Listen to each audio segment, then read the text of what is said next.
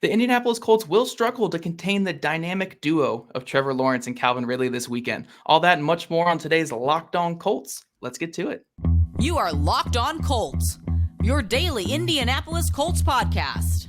Part of the Locked On Podcast Network, your team every day.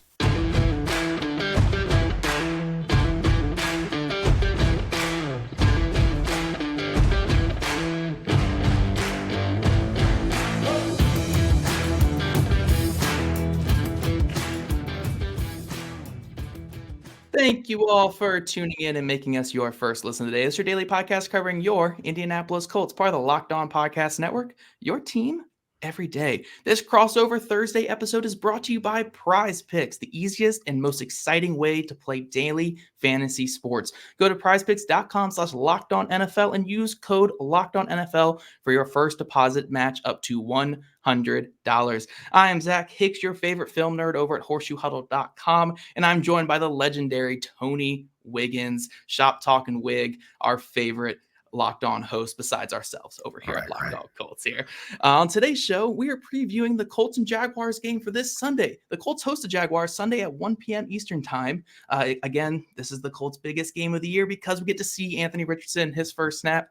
So catch every snap of the Colts' hometown broadcast with SiriusXM on the SXM app. Search Colts. Today's show, we're going to dive into a couple of different topics about this Colts-Jaguars game. We're going to talk about the biggest local story for each team. Then we're going to dive into the biggest matchups of this week in segment 2. And then segment 3, we're going to give our score prediction and obviously why the Colts are going to just blow the doors off the Jaguars in this game.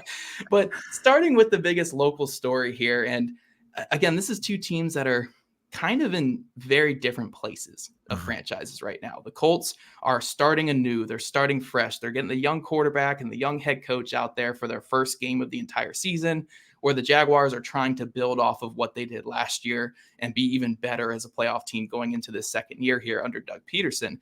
So my biggest story for the Colts, and Tony, you can jump in on this too. I think it's just seeing what Anthony Richardson can do in a real football game. Like, that's really all that matters. You guys were in a similar boat a couple years ago with Trevor Lawrence, where, you kind of knew what Trevor Lawrence was going into the season, but you still wanted to see it. You wanted to see what he could do. That's where we are right now with the Colts. It's like, win or lose, we just want to see what Anthony Richardson has. So the NFL is funny. I'd say this. There was less questions. There were less questions about Trevor at that period and point in time, especially around here, because we saw Anthony Richardson close up in person. Yeah. And you definitely saw the potential. And I know his quarterback coach. I know the guy that trains him so very well, and he raves about him. And so did Brian Johnson, who's the offensive coordinator for the Philadelphia Eagles. I think some people think this is a little bit like the NBA, where you have a kid who's all world in high school, then he goes to college, and you're like, is this it? But then he goes to the NBA and he's a better NBA player than he was a college player. That's happened before. So I think folks think that that's what's going to happen with him. If it does happen, I don't think it's going to happen automatically early. And that's why I think the biggest storyline for the Jaguars is the defensive improvement.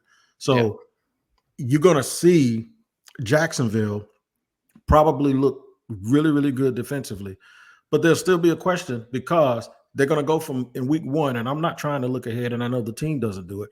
If folks try to draw a conclusion about the defense and all of the effort that they put into in segment 2, I'll tell you some of the things that they're trying to guard against. I don't want to go ahead of ourselves here, but if they play lights out and they play well, it's going to take a really good trained eye to see if it was because it was a rookie or if it wasn't, because they got a week after that where they got Patrick Mahomes. So you're going to really, really have to you have a watchful eye and look for certain things and not draw any hard conclusions after this game. I think the Jags are going to win.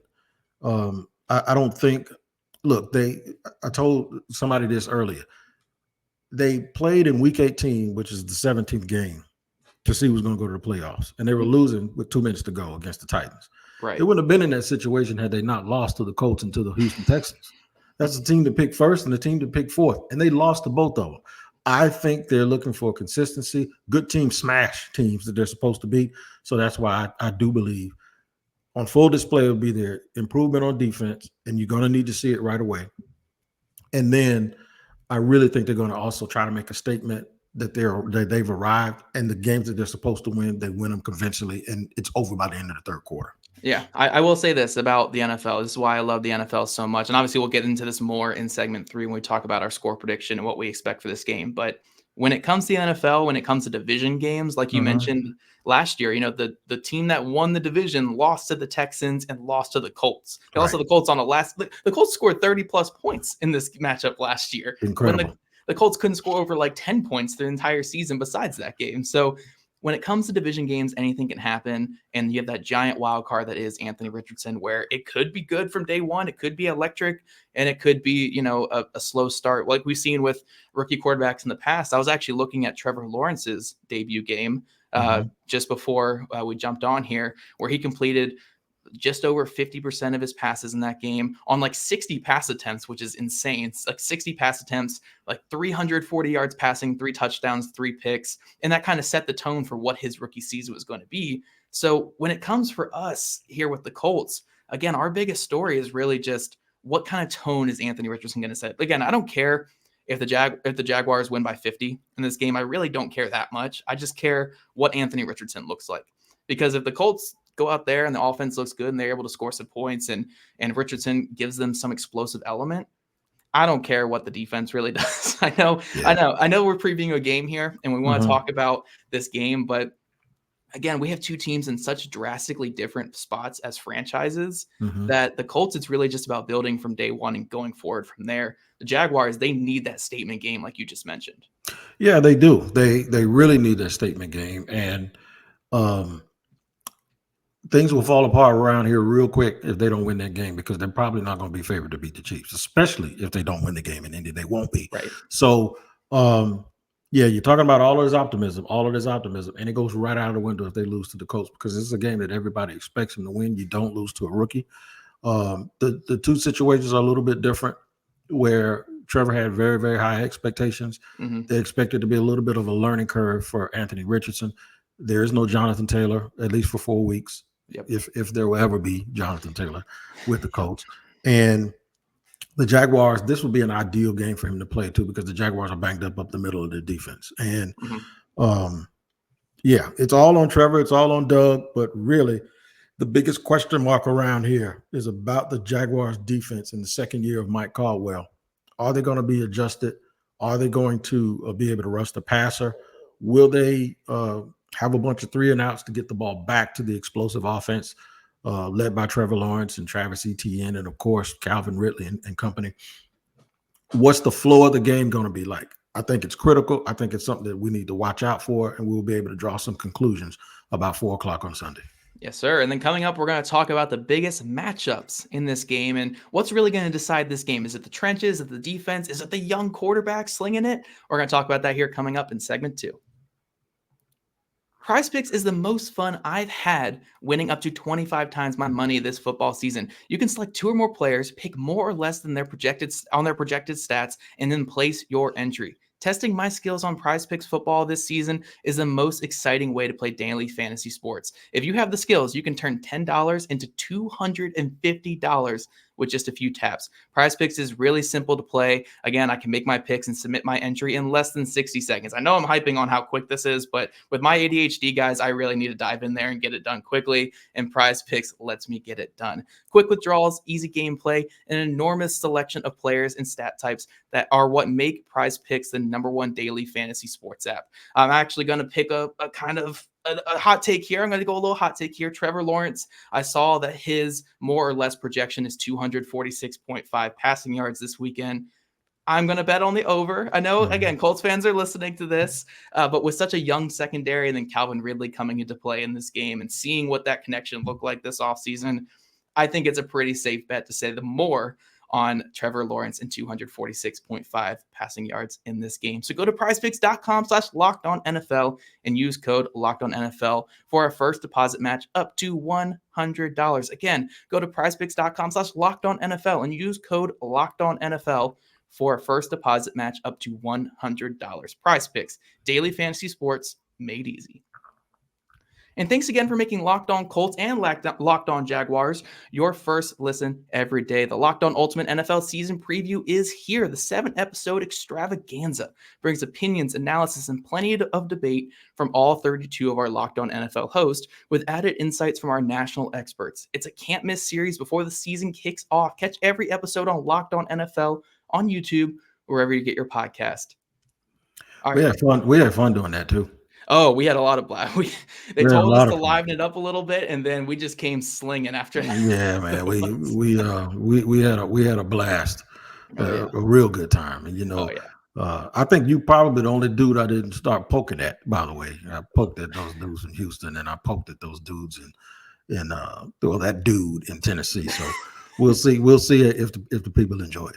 Oh yeah, look, Tony, we're in a little bit of a relaxing mood here in Indianapolis this season. We're excited to see our young quarterback, and again, this gets us into our biggest matchups for this weekend. And I just really can't get away from the whole Anthony Richardson thing. Mm-hmm. It's really seeing what Richardson can do against a real NFL defense. It could be the Jaguars out there. It could be anybody they were going against in this game. The biggest matchup would be seeing him against a real defense, because we saw the flashes this preseason, right? But you still saw the 40-something% completion percentage. We still saw the 2-minute drill was not great in the preseason, but then we saw the highlight plays. We saw him using his legs sparingly in the preseason. We saw what he could do, and I just want to see it in a real game setting. Will it be like Josh Allen in 2018, where he's completing 40% of his passes, but he's having those big plays there? Will it be a surprising season and be like a Lamar Jackson or a Jalen Hurts rookie type season, where you actually see the legs come more into play and then more things happen there?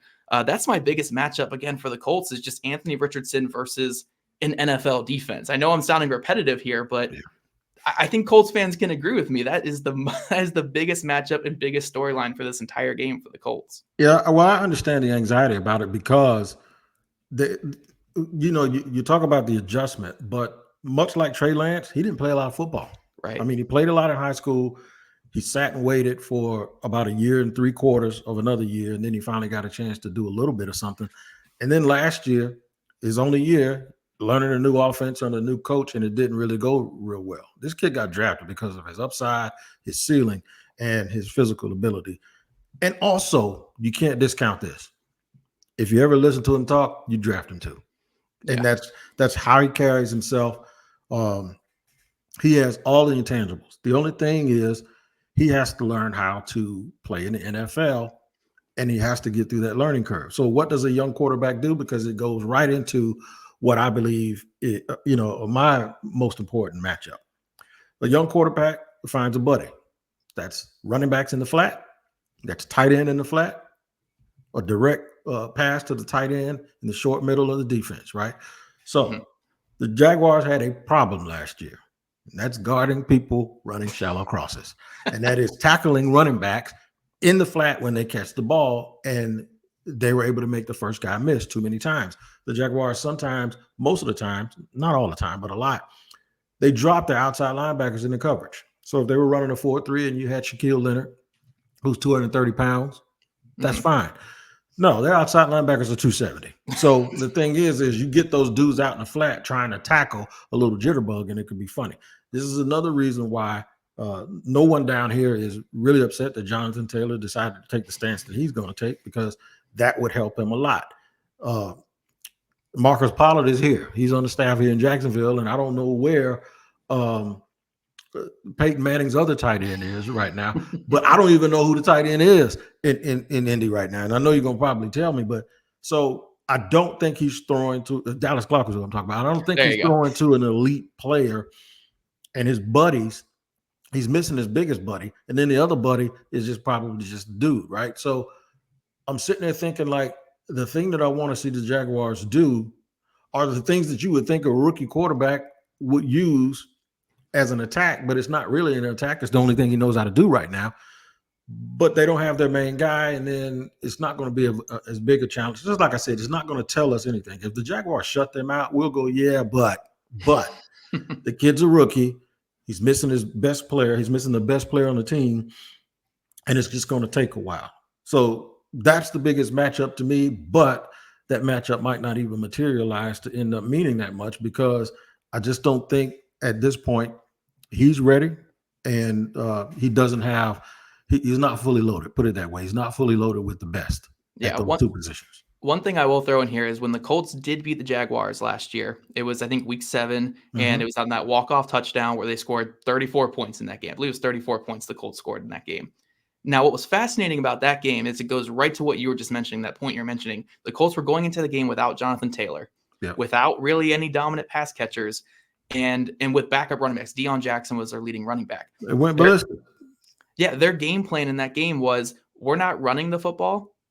Our short passing game is our running game in that game. That's what they did. And Deion Jackson, a backup running back, had 10 catches for 79 yards in that game. Ton of catches. Tight ends had a bunch of catches. Kylan Granson, who's going to be their starter this week, I think he had his biggest game of the season in that one as well. And the Colts were just peppering that short game and making the Jaguars have to tackle him. And if that's going to be an issue again coming into this game, like it was last year with the Jaguars, Anthony Richardson's impossible to tackle. Like, he might not be able to throw right now, but he's a player where, of all the rookie quarterbacks this preseason, he was the only one not to take a sack, and he played like triple the snaps of all the other rookie quarterbacks. He's impossible to tackle in the backfield. If you miss one tackle, he's gone. If you again, everything might not be there. Like you said, he might not be ready, but if you're a team that struggles to tackle, having a quarterback like Anthony Richardson on the other side is terrifying. So to go to what your biggest matchup is it's like, yes, you want the Jaguars defense to come out and set the tone early, but they have to tackle because that was an issue last year. Yep. Tackling. They worked a lot on tackling. They've also worked a lot on creating turnovers. Him being so big to me is not necessarily the issue because the Jaguars are really big and really physical. I'd be more afraid if he was a little guy. Like, he's smooth though. He is smooth. He is smooth, but he also he wants a he's going to let you know he's there too. True. That kind of plays into what the Jaguars are capable of doing. I actually think they've improved in this area. We've seen in the preseason where they've gotten really, really active and they've moved around a lot. But it's about Devin Lloyd. It's about Rayshon Jenkins, Andre Cisco, Foye Oluokun, who's led the league in tackles like 2 or 3 years in a row now. It's on those guys. I believe it is on those guys. I don't think he's going to be I think he's going to get the ball out of his hand really, really quickly. And I think he's going to be very deliberate. I think when he breaks the huddle, he's going to know where he's throwing the ball to. So the Jags have to really, really be on point and don't let him get confidence because that's the worst thing that can happen. Because then if he gets confident, Reich is going to get confident. And they're going to do a little pump fake, and they'll probably try to go over the top, and then he'll start scrambling. And that is not what you want. You don't want your head spinning around if you're Jacksonville in this game. You want to go ahead and take it right to him. Yep. I will mention one thing. Reich is in Carolina. We got Shane Steichen. Not now. Reich. Not Reich. You know what I mean. It's the same stuff. And I'm a little bit afraid of that too because that's the unknown. That's a little bit of the unknown. Even though all of these guys, they all intertwine and know each other's systems, and there's a lot of similarities with what they do. But it's going to be something, man. I'm telling you, it's going to be something to watch. Oh yeah. We'll get into our third segment here in a second. Tony will lead us in there, but real quick, Tony, our most important players in this game. I'll touch on it real quick. I'm actually not going to go with the Colts player. I'm going to go most important Colt is play caller Shane Steichen. What kind of game plan is he going to have for this young quarterback? Will it be a pass heavy game plan? I hope not. I hope it's a run heavy game plan with a lot of QB runs and getting Anthony Richardson out in space, but we'll see. I'm expecting, like you mentioned, a lot of layups and a lot of 3-pointers, not much in between, a lot of the quick passes and a lot of deep passes, but seeing what Shane Steichen can do in his first game as a head coach with young quarterback Anthony Richardson, I think that makes him the most important Colt for this weekend. It's Trevor Lawrence for me. Get off the quick starts. Don't turn the ball over. The one thing, if there's hitching his giddy up a little bit, and it hasn't shown up all the time, but it's shown up sometimes. He's a real live arm early in the games, and sometimes it's too live, right? And it seemed like when he's that way, he trusts himself so much. There are times when it looks like he's trying to play and see, can I get away with it? Well, no, you can't. Don't do it. And there's the overthrows. Generally, he adjusts. By the time the second drive starts, he's gotten through it. But the great quarterbacks, the great ones, they come out of the gate slinging, man. They don't make mistakes early in the game. So it's not made a habit of it, but it's happened enough that it's something that you can actually recognize as if there's any little criticism, that one's it. And he did it again in the preseason this year in the one game he started against Dallas. And Doug Peterson just said we can't have it. We can't. We just can't do that early in games and dig themselves into a hole. So that it's going to be Trevor and how he starts the game off. Because if they can score early and put more pressure on the kid, then that's the key to victory, in my opinion, for the Jacksonville Jaguars. Yep, for sure. Tony, you want to lead us here into our segment 3 now? I am going to lead us into segment 3, and I'm going to let you know about today's sponsor, who is LinkedIn Talent Solutions. That's right. These days, every new potential hire can feel like a high-stakes wager for your small business. You want to be 100% certain that you have access to the best qualified candidates available. That's why you have to check out LinkedIn Jobs. LinkedIn Jobs helps you find the right people for your team faster and for free. Now, look, I built 2 barbershops and I staffed them by using LinkedIn for the interview process that allowed me to have the right people in front of me. And eventually I made the right choice. And you can do the same thing. All you got to do, man, is add your job and the purple hashtag hiring frame to your LinkedIn profile to spread the word that you're hiring. LinkedIn Jobs helps you find the qualified candidates you want to talk to faster.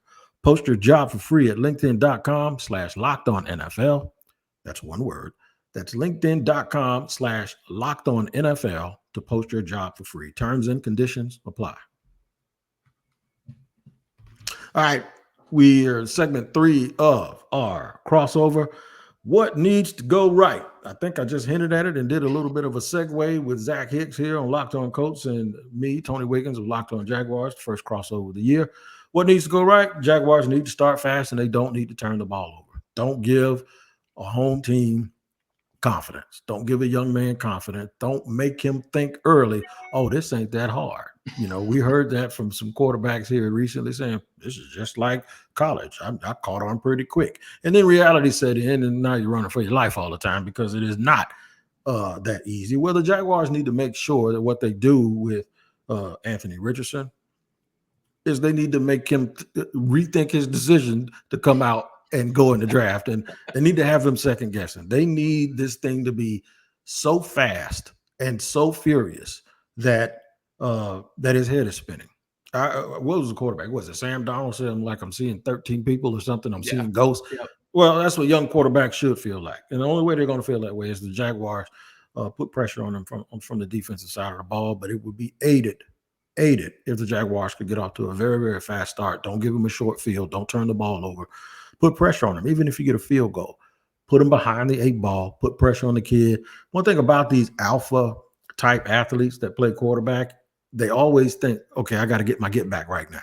They do it in boxing. They do it in somebody dunks on you. You got to go down there and try to dunk back on them because you got to, stem the tide. I think that's the key for Jacksonville is before the defense ever even steps on the field to set the table, get ahead of the game and make the kid think that he has to do more than he should.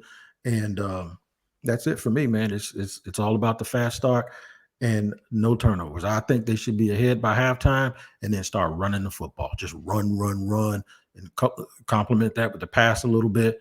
And by the end of the third quarter, they need to be over there pretty much with their hats on backwards. Well, we're gonna hope it's not that bad. Like, come on, Tony. Yeah. Like, let's. No. It is 28-10, and you can probably turn your hat around a little bit. Okay. That's not. I ain't saying it's gonna be 55-0. All right. We'll take that at least. I mean, we won't take that, but we'll be. Mm-hmm. That's better than the 55, like you were just saying there. But for the Colts, again, obviously, I'm going to mention the same person I've been mentioning this whole time, but I will do a shout out to the Colts defense and say I think the front 7 is in a really good place. Pass rush looks good. Interior looks good. Linebackers look good as long as Shaquille Leonard plays this weekend. Those guys are all looking good. But will this young secondary be able to keep up with Christian Kirk, Calvin Ridley, Zay Jones? I mean, just so many good pass catchers that Trevor Lawrence has at his disposal. I mean, Evan Ingram as well. Evan Ingram's a really good player as well. They have a ton of weapons on this Jaguars offense. And do they have the young corners that can play with them? We're going to learn a lot about Darrell Baker Jr., Dallas Flowers, Juju Brents. We're going to learn so much about these guys this weekend that I think those guys need to just play out of their mind for the Colts offense to have a chance. And then on the other side of the ball, like you mentioned, Anthony Richardson, he's a young quarterback. He's going to get into that mindset where, oh no, the game might be getting out of my reach here. I need to go make this big play, even if that big play is not there. Yeah. So the 2 big things for Anthony Richardson are keep the explosives coming. Do what you were doing in college. Not everything has to be perfect. It doesn't have to be a 70% passer looking like Drew Brees out there. As long as you're getting those explosives, those big runs, those big passes in there, that's all that matters. Keep the Colts in the game and then avoid the big mistake. Just like Tony mentioned there a second ago, like you got to avoid that big mistake. You can't play hero ball every second you're out there. Like we saw in one of the preseason games with the Colts where he forced an RPO pass that wasn't there, threw a bad interception. He learned from it going forward. He played better after that. But as a young quarterback, you can't just try to play hero ball in every single play. So those are my biggest things the Colts need to do to win. Obviously, they need to do a little bit more than Jaguars here because they are playing from behind in this one. But Tony, do you have a score prediction for us this weekend? So I said 28-10 at the end of the third quarter. I say the Colts score a touchdown and try to get it to a 2-possession game. Go for the 2 points. They're down 28-16. Jaguars are milking the clock, and then they go kick a field goal, 31-16. So that's not that bad. It's a workman-like professional effort where the game probably wasn't as close as the score seems like it, but it's respectable. I don't want to disrespect. I told you I ain't got no beef with y'all, so I ain't trying to disrespect it. 31-16 Jacksonville. I like you're like, hey, 15-point loss. That's not that bad. Little 15-point nugget on your noggin. You know what I'm saying? Ain't no big deal. Yeah. I see how it is, Tony. You come on. I'm hosting this show. You come over here. You disrespect. No, I'm just kidding. I totally get it. I think this game will be a little closer than what we're expecting just because the nature of a week 1 game. It's the most skewed, crazy outcomes that you get to start a season. It's just what happens in week 1. Also, I do think, again, just the new coach, new energy that's going to be brought in by the Colts are going to come out and play a lot faster than what people expect, at least early. But ultimately, I do think the better team will win, and that will be the Jaguars. They just have so much firepower on offense. They have a defense that's getting better and a really good defensive coordinator as well, who's just coming into his own. So I do think ultimately the game will be something like, I'll say 24-19.